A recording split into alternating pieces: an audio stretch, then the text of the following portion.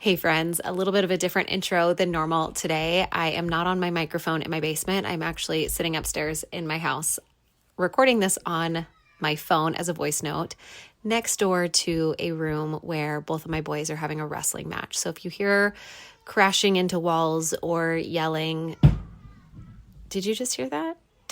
I don't know what just hit the wall. Just ignore it. There's not enough technology in the world for me to mute the background noise that is happening in my house right now. So what we're going to have today is a replay of a podcast that I recorded and published almost exactly a year ago, January last year. And it was the episode titled Regulating in a World on Fire. And I'm offering this replay for two reasons. Number one, it just was not within my bandwidth to put together the thoughts and the outline for the podcast that I want to bring to you next, because of snow days and canceled school and canceled childcare and all of the things.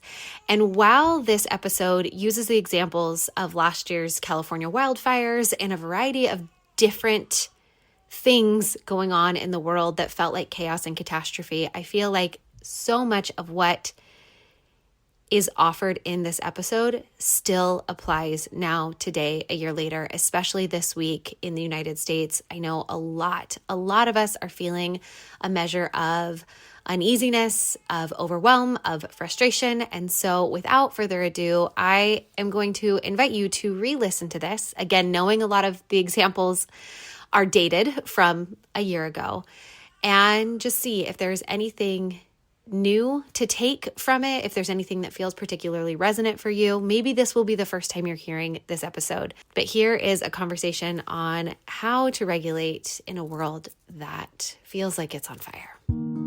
Welcome to Regulate and Rewire, an anxiety and depression podcast where we discuss the things I wish someone would have taught me earlier in my healing journey. I'm your host, Amanda Armstrong, and I'll be sharing my steps, my missteps, client experiences, and tangible research-based tools to help you regulate your nervous system, rewire your mind, and reclaim your life. Thanks for being here. Now let's dive in.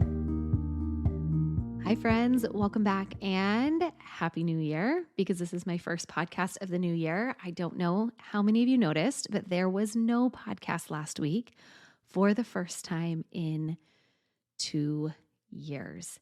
And honestly, it actually feels like a relief to have let a week come and go and to have made a really conscious choice not to try to squeeze it in. There are many, many podcasts in the past that I have stayed up way later than I had planned, scripting or recording or editing to make sure that a podcast got out on Tuesday. And a lot of times I felt really aligned with that choice. But last week I found myself in a situation where it felt aligned to make a different choice. It was our first really big snowstorm here on the East Coast. School was canceled, my childcare canceled, which threw my whole workday out the window. And I thought, oh, maybe I'll squeeze it in during my youngest nap. And then I found my older one begging to go sledding. And there are so many past versions of me that would have said no to play, to say yes to productivity. I would have said no to play, to say yes to perfectionism. And I found myself looking at my husband, and I said the words, I was like, oh, I could probably squeeze it in during nap time. And then before he could even respond, I just looked at him, I said, no, not this year. I'm not doing that this year. The podcast will survive one missed week. And here we are, friends. We survived it. There were no angry emails. I had so much fun sledding that day. And this was just such, I think we just have these like moments, these small moments sometimes that confirm to us that we have healed in some degree. Because there is a past version of me that might still have made the choice to skip that week's podcast episode, but it would have ruined my whole day. I wouldn't have been able to get it out of my head. I would have ruminated about it all week. And friends, Tuesday came and went, and I never gave it a second thought. And here we are, just carrying on.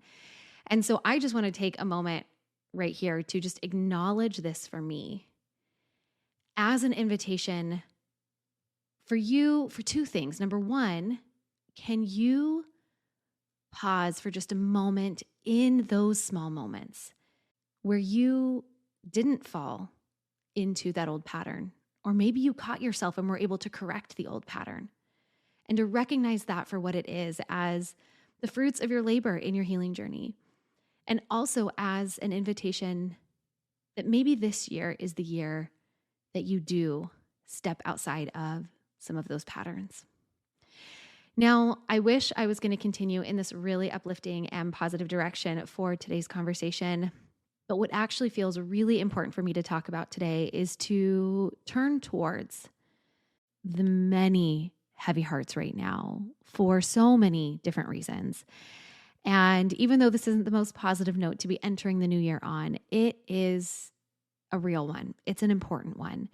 Now, for those of you who don't know or might not be as aware, since I know I have listeners all over the world, there are currently very devastating wildfires raging through California. And while I currently live in Virginia and have for the last 6 years, the 28 years before that, California was home. It's where I was born, where I was raised, and I grew up just south of LA in a place called Orange County. And that's where my parents and 2 siblings still live, and we visit often. And so that's something that's been weighing pretty heavily on my heart and a lot of the United States right now. But each of us has something, or has had something, and will have something, because it's not just about California wildfires. There were recent hurricanes that devastated so much of another part of the United States. There is the despair in Palestine. There's a hunger crisis in Somalia. This world is full of heaviness and pain, and it can feel suffocating. It can feel heartbreaking. It can feel helpless and hopeless at times. And on top of that, each and every one of us has very real, very challenging things that happen in the quiet corners of our own lives. And amidst tragedy, something that I hear people struggling to navigate is this cognitive dissonance that can happen when we are aware of all of these terrible things happening all over the world, while also celebrating our kids' first birthday or laughing at dinner with friends, because our homes are still intact and our world is still spinning. And today I want to filter these conversations, these experiences, this reality through a nervous system lens, to talk a little bit about how to navigate collective trauma and what you can do to regulate your nervous system when it feels like the whole world is on fire. First, what you have to understand is that our nervous systems are not meant for the modern world. Society has evolved so much faster than our biology could ever keep up with. And understanding this and then using it to provide context for the choices that you make in your daily life can have a massive impact on your well-being over time. Now, according to current scientific understanding, the modern human nervous system reached its present-day form between 100,000 and 35,000 years ago. So for context, life at this point was characterized by hunter-gatherer societies. People lived in small groups that were nomadic, and they moved between places for different food sources at different times of year. Their big technology was stone tools that they used for everyday things and to make art and sculptures with. And this is fundamental to understand because it tells us a lot about what our nervous systems were oriented for and what they are not. Because while our nervous system has the capacity to adapt and change throughout our current life through something called neuroplasticity, the major structural or functional changes to our nervous system are not significantly evolving to match the rapid changes of the modern world. So our basic neural architecture is largely considered to be pre-wired for environments our ancestors lived in. Objectively, we do not live in the same world as our ancestors. The environments that they lived in don't exist anymore. And in sharing this with you, I am not suggesting that you abandon society to live out your days as a nomadic hunter-gatherer. But what I am suggesting is that you think critically about what it means for you in your life to have an operating system that is still very much primed for that way of living. The nervous system that exists within you is not designed to handle knowing about devastation happening even a city away, let alone across the globe. All of the crises happening at the same time everywhere in the world. Your nervous system is designed to perceive immediate threats and then respond accordingly by either fleeing, fighting, or freezing, whichever gave you the best odds of survival. And then you would either not survive the stressor, the animal would eat you or whatever it was, or it would pass. And so your system would reset and you would go about your life until the next threat showed up. This is how our nervous systems are designed to work. 80% of the time, you are just living your life, foraging for food. And then 20% of the time, you are in an active, purposeful, accurate stress response that then settles and your system resets. But with the advances in technology, in seconds, you can hear about natural disasters, war, injustices happening in 100 different places all at once. It's important to know that you were never meant to have this much information. And we have to lay that up against the reality that we do have access to this much information. What your reality is right now is that you are learning about threats that you can't control, ones that you often can't even contribute in any way to the solution of. And this can leave you feeling really hopeless and helpless. And so often what we are experiencing in the modern world is that our stress response is activated. And before we can ever resettle that, we're reactivating it with more and more information, more and more fast-paced lifestyle. And again, I am not asking you to not know about world happenings or to cancel your phone plan or to quit your job and run away and live as a recluse. I am simply providing you with the context that if the world feels overwhelming to you right now, it's because you were never meant to experience the heaviness of the world with your current nervous system. You were meant to know very little outside of your very close-knit community and what nature had to offer you. Life was harsher then in many ways, but it also contained more of the ingredients that our nervous system needs to feel safe and secure. Community, seasons of rest, quality sleep, unprocessed foods.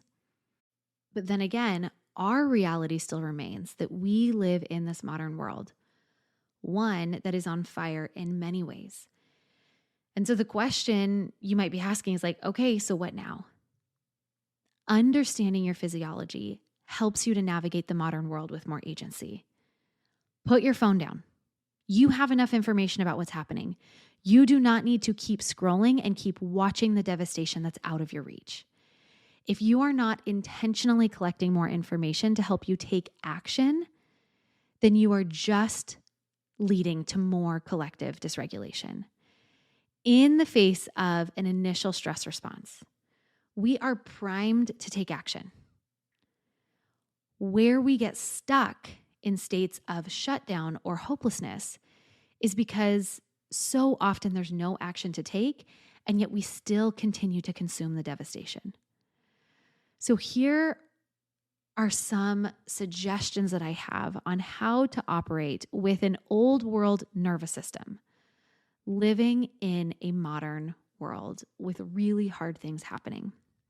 Number one, if you are consuming the information, what action are you planning to take? And it doesn't need to be big action. It doesn't need to be monetary action. It doesn't need to be get in your car and drive. For me yesterday, this looked like catching myself in a doom scroll of watching one video of destruction after another. And the action I chose to take was to call my dad. His office is 20 miles from one of the fires. Some of his employees live in LA. And so I called him just to see how he was doing, to see if we directly knew anybody who needed support. And what this did was it allowed my nervous system to feel like it was in some small way pushing up against the threat. And it gave me that ingredient of connection, and it pulled me away from just the continuous consumption of distraction. And then today I put my phone away. I wasn't on social media and chose to just focus on my little world inside the four walls of my home. And I know there might be some of you listening right now thinking like, yeah, Amanda, it must be nice. It must be nice that you still have a home, that your kids are safe, that you have the luxury to pretend like the world isn't burning for millions of other people. And to that, I'll reply, it is nice. And it's not lost on me how much I have to be grateful for. And I also know that I cannot pretend like everyone else's devastation is my own if I am ever going to be able to show up in the world in a productive way. And what I want you to hear, if you are struggling with the heaviness of the world right now, is this reminder that every battle is not yours to fight.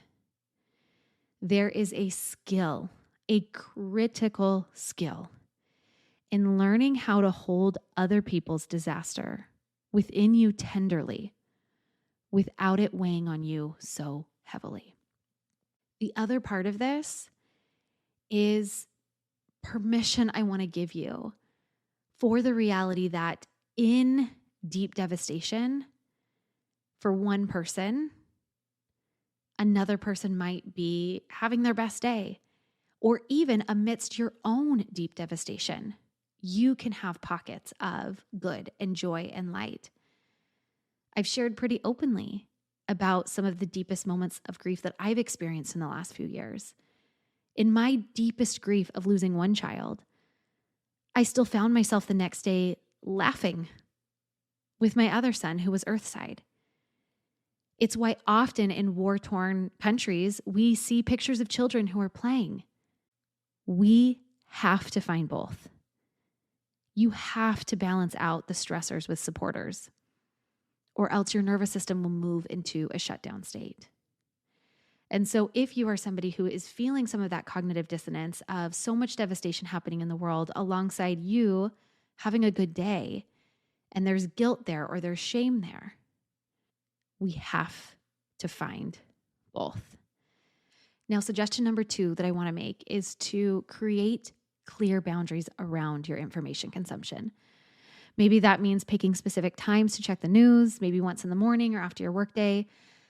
Do not let it bleed into every moment of your day. Your nervous system needs breaks to regulate and reset. And when you do check in, can you choose reliable sources that provide factual information without sensationalizing it?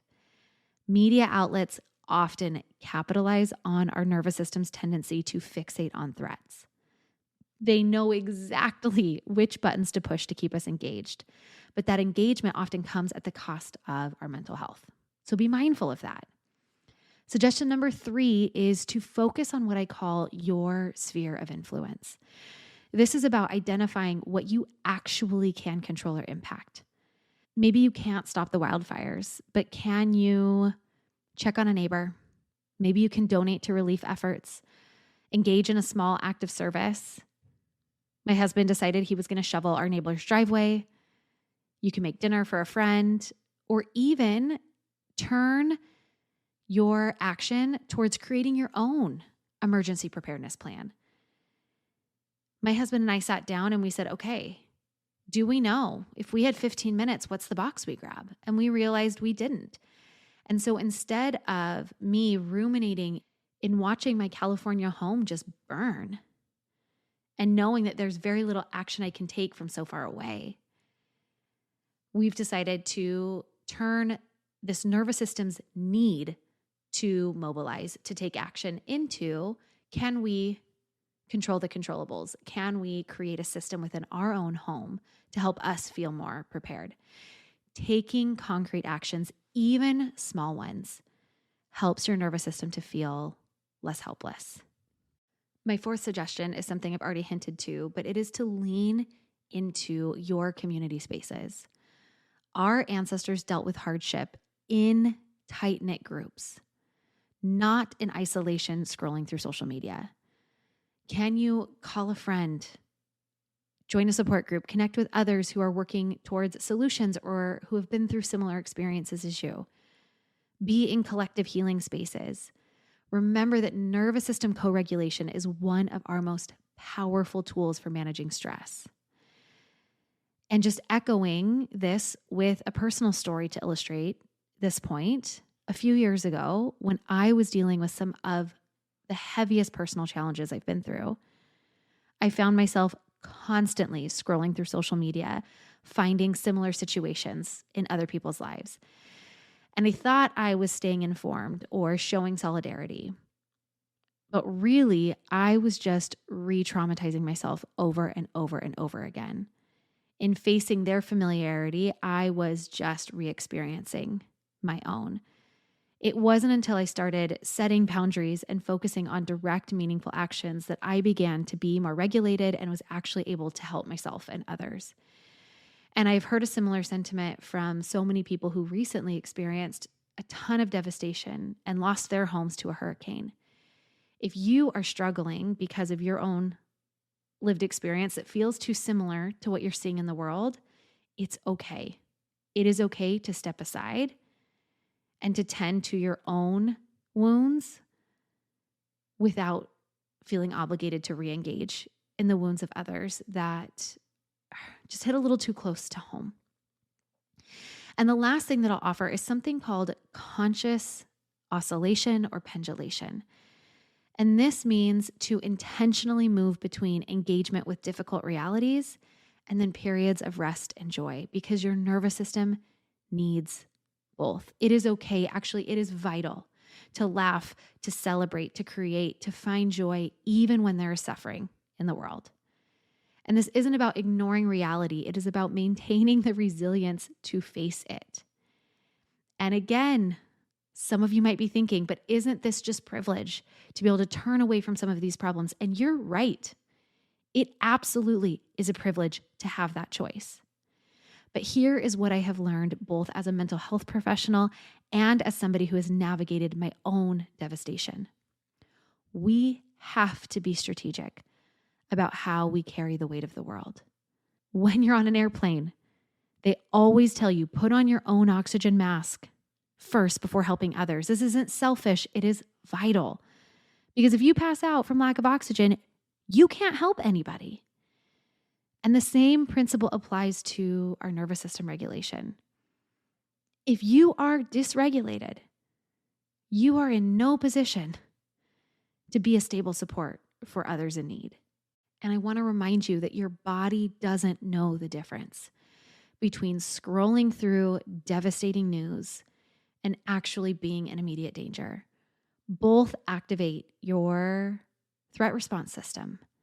And this is why it is crucial to move through the world with awareness, with understanding of your physiology, and to have practices that help you return to a more regulated state.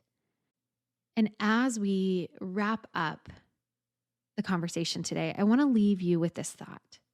You are carrying an ancient nervous system in a modern world. This isn't about shutting yourself off from what is happening globally. It is about being strategic and intentional in how you engage with it. It's about finding the balance between staying informed and staying regulated. And so your homework this week, if you choose, is to audit your information consumption. To notice when you are consuming news or social media out of genuine need versus just anxious scrolling. Can you set specific times to check in for updates?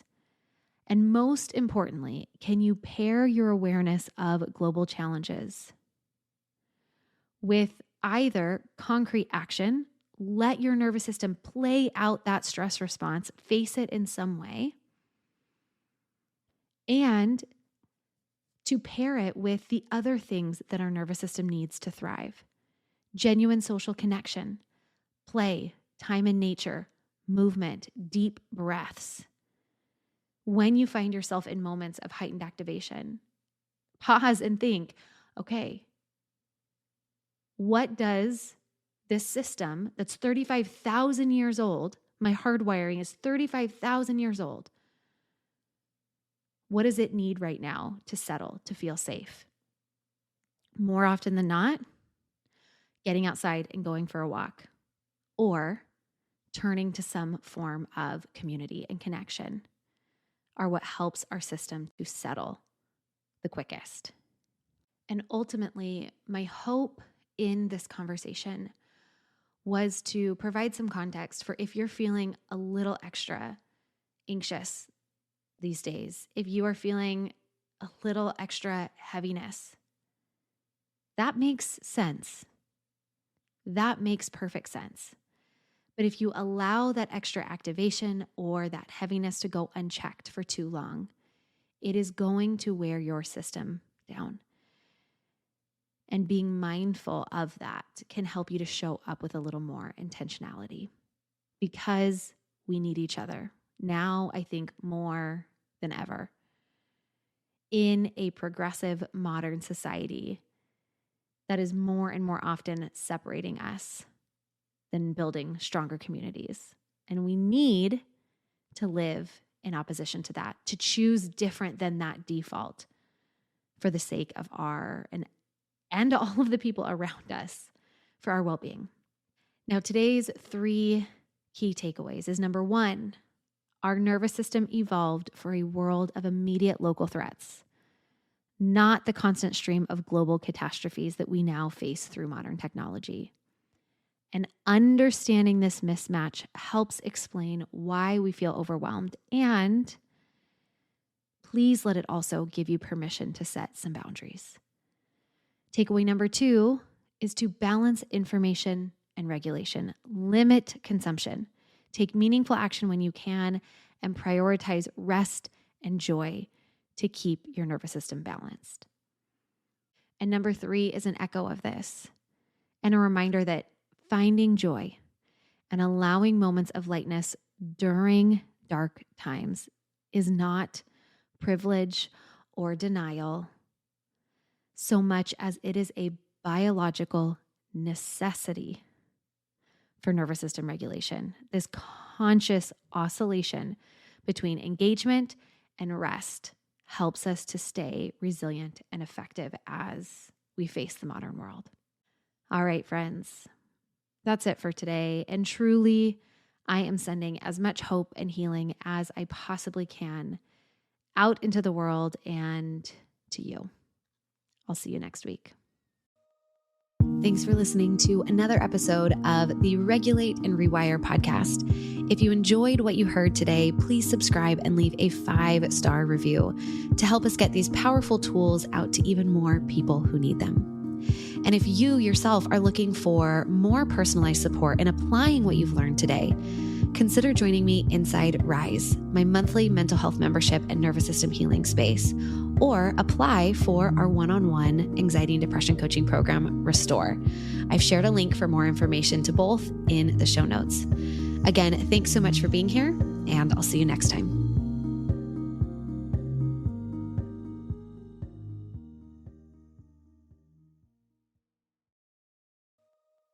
Thanks for listening to another episode of the Regulate and Rewire podcast. If you enjoyed what you heard today, please subscribe and leave a 5-star review to help us get these powerful tools out to even more people who need them.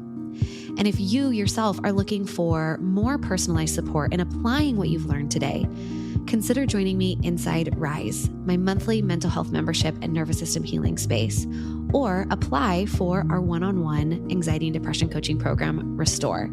I've shared a link for more information to both in the show notes.